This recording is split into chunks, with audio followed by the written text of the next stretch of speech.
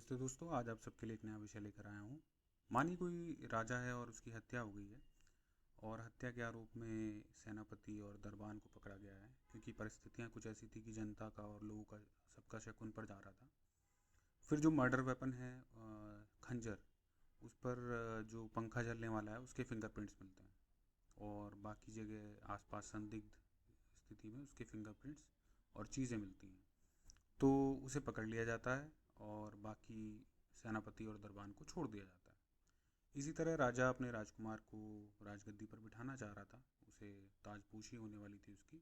लेकिन तभी राजा का एक विश्वास पात्र जो है वो डीएनए रिपोर्ट लाता है और पता चलता है कि जो रानी है उनका अफेयर पान वाले के साथ चल रहा था और ये राजा का एक्चुअल बेटा नहीं है, ये पान वाले का बेटा है। तो राजा गुस्से में अपने एक्चुअल वारिस को तो गद्दी पर बिठाता है और ये जो रानी है, अपना ये बड़ा राजकुमार है और पान वाला है, इन्हें अंगारों पर बिठाता है। आई मेरी बूटी जल गई।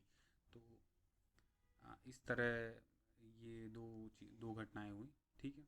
तीसरी घटना ये कि कोई प्लेन क्रैश होता है या कोई बड़ी घटना है, उस पर जब लोग जवाब जानना चाहते हैं और पूरी दुनिया का ध्यान उस पर होता है, तो 1500 पन्नों की रिपोर्ट्स बनती हैं और भारी रिसर्च होती है उस पर।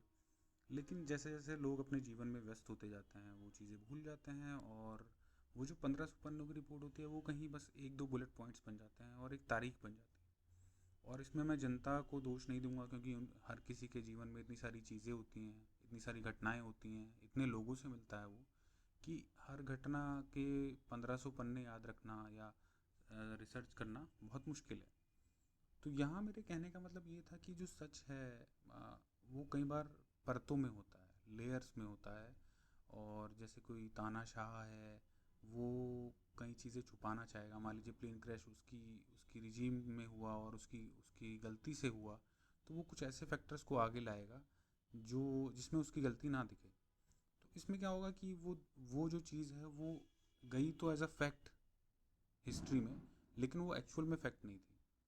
इसी तरह जो हमारी आइडियोलॉजी को सपोर्ट करते हैं, जो चीज़ें, जो फैक्ट्स, उन्हें हम बिल्कुल सपोर्ट करते हैं। लेकिन जो फैक्ट्स हमारी आइडियोलॉजी के अनुसार नहीं होते, हमारी विचारधारा धारा से अलग होते हैं, उनमें हम कॉन्स्पिरेसी थ्योरीज घुसाने लगते हैं और उनमें हम ये करते हैं कि यार ये चीज़ सही नहीं है क्योंकि हम लोग ऐसा मानते हैं, क्योंकि हम लोग इस सेट के अराउंड रहते हैं और इसके जो अलग कोई रहता है तो वो गलत है या वो अलग है या वो उसे थोड़ा बदलना चाहिए।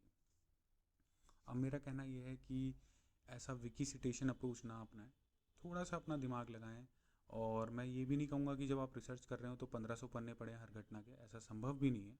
लेकिन मैं ये ज़रूर कहूँगा कि थोड़ा सा रिसर्च करें और थोड़ी सी एक से ज़्यादा सोर्स रखें और ऐसी सोर्स रखें जो बायस ना हो, या कम से कम दोनों तरफ की सोर्स पढ़ें। एक जो विचारधारा को सपोर्ट करती है, जो विचारधारा के अगेंस्ट है, ताकि आपको एक पिक्चर मिल सके और दो हर तरफ का अकाउंट मिल सके कि वाकई में एक्चुअल में हुआ क्या था।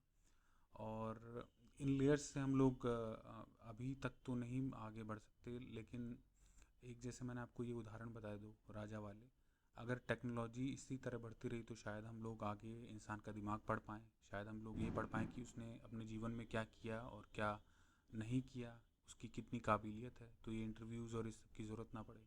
लेकिन तब तक मैं यही कहूँगा कि अपनी चीज़ें दूसरों पर थोपे नहीं और बिल्कुल चिपके ना रहें, लकीर के फ़कीर ना बने किसी घटना को लेकर कि यार यही फैक्ट है और यही मैं मानता हूँ, ऐसा ना करें।